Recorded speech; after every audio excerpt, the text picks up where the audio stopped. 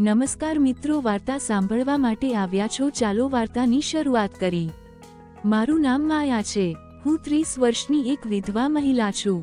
મારી આંખોમાં હજી પણ એક ઝાંખી આશા છે, જે મારા જીવનના દુઃખોને પાર કરવાની તાકાત આપે છે। મારી પાસે મારી 5 વર્ષની છોકરી રાધા છે, જે મારા જીવનનો એકમાત્ર આધાર છે। 6 વર્ષ પહેલા મારા લગ્ન જય સાથે થયા હતા। જય શહેરની બેંકમાં નોકરી કરતો હતો। તે ખૂબ જ શાંત સ્વભાવનો હતો।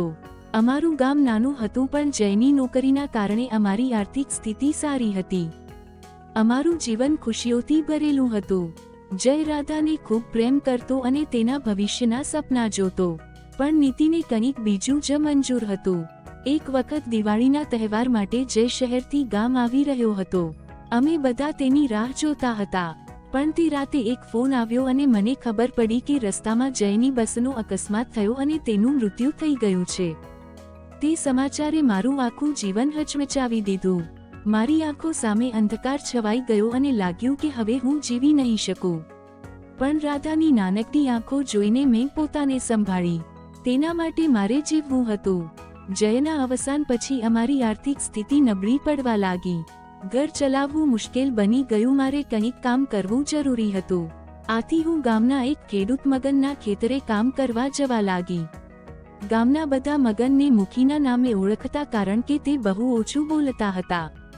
મગન પાસે મોટી વાડી હતી, જ્યાં કપાસ, બાજરી અને શાકભાજીનું વાવેતર થતું। હું રોજ સવારે રાધાને પડોશીના ઘરે મૂકીને વાડીએ જતી। કપાસ વીણવો, બાજરી કાપવી કે ખેતરમાં નીંદણ કરવું, આ બધું હું કરતી। શરૂઆતમાં મને આ કામ ભારે લાગતું, પણ રાધાનું ભવિષ્ય યાદ આવતું તો હું દરેક દુઃખ સહન કરી લેતી। મગન એક સારો અને ઈમાનદાર માણસ હતો। તે લગભગ 32 વર્ષનો હશે। તે લાંબો અને સુંદર હતો। તેની આંખોમાં એક શાંત ચમક હતી। તે બહુ ઓછું બોલતો, પણ જ્યારે તે બોલતો તેના શબ્દોમાં સચ્ચાઈ હતી। શરૂઆતમાં અમારી વચ્ચે બહુ વાત ન થતી। હું મારું કામ કરતી અને તે પોતાની વાડીનું કામ સંભાળતો, પણ ધીરે ધીરે જ્યારે હું થાકીને ઝાડ નીચે બેસતી તો તે પાણીનો ગ્લાસ લઈને આવતો અને કહેતો, માયા, થોડું પાણી પી લે, બહુ ગરમી છે। તેની આ નાની કાળજી મને સ્પર્શી જતી। એક દિવસ શરદ પૂનમની રાત હતી। હું વાડીએ કામ પૂરું કરીને ઘરે જવાની તૈયારી કરતી હતી। રાધા પણ મારી સાથે હતી, કારણ કે પડોશીને તે દિવસે ગામની બહાર જવું હતું। અચાનક રાધા ખેતરમાં દોડતા દોડતા પડી ગઈ અને તેના પગમાં થોડું લોહી નીકળવાઈ ગયું। હું ગભરાઈ ગઈ। મેં તેને ઉપાડી, પણ મારા હાથ ધ્રુજી રહ્યા હતા। મગન ત્યાં હાજર હતો। તેણે તરત જ રાધાને ઉપાડી અને બોલ્યો, માયા, ગભરાઈશ નહીં, હું રાધાને ડોક્ટર પાસે લઈ જઈશ। તેણે પોતાની બાઇક કાઢી અને અમે ગામથી 5 કિલોમીટર દૂર આવેલી એક હોસ્પિટલે પહોંચ્યા। ડોક્ટરે રાધાના પગ પર પટ્ટી બાંધી અને કહ્યું, ચિંતા ન કરો, નાની ઈજા છે, થોડા દિવસમાં ઠીક થઈ જશે। તે રાતે જ્યારે અમે ઘરે પાછા આવ્યા, હું રાધાને સુવડાવીને રસોડામાં ગઈ। મેં મગનને કહ્યું, આજે તું અહીં જ ઘરે જ જમી લે। તે રાધાની ખૂબ મદદ કરી। તે થોડો સંકોચ કરવા લાગ્યો, પણ પછી માની ગયો। શરદ પૂનમની ચાંદનીમાં અમે બંને એક સાથે જમ્યા। રાધા સૂતી હતી અને ચાંદનીનો પ્રકાશ અમારા ઘરને રોશની આપી રહ્યો હતો। તે રાતે મેં મગનની આંખોમાં એક અજાણી ચમક જોઈ, જેમાં મારા માટે ચિંતા અને પ્રેમ હતો। મગન મારી અને રાધાની નાની મોટી જરૂરિયાતનું ધ્યાન રાખતો।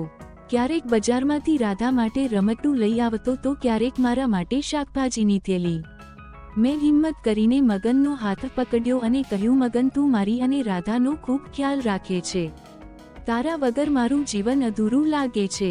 શું તું મારી સાથે લગ્ન કરીશ?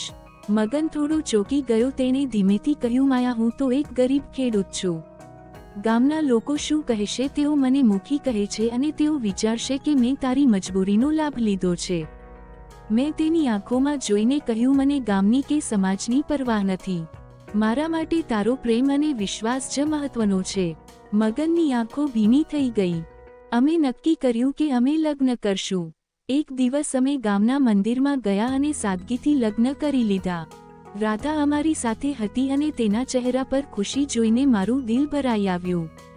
મારા માતા પિતાને પણ આનંદ થયો, કારણ કે તેઓ જાણતા હતા કે મગન એક સારો માણસ છે। આજે અમે ત્રણેય, હું, છગન અને રાધા, એક ખુશાલ જીવન જીવીએ છીએ।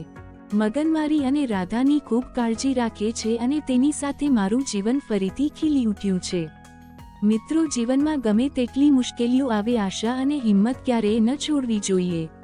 સાચો પ્રેમ એ નથી જે સમાજના નિયમો કે પૈસાને જુએ, પણ સાચો પ્રેમ એ છે જે મુશ્કેલ સમયમાં તમારી સાથે ઊભો રહે અને તમારા પરિવારને પોતાનો ગણે.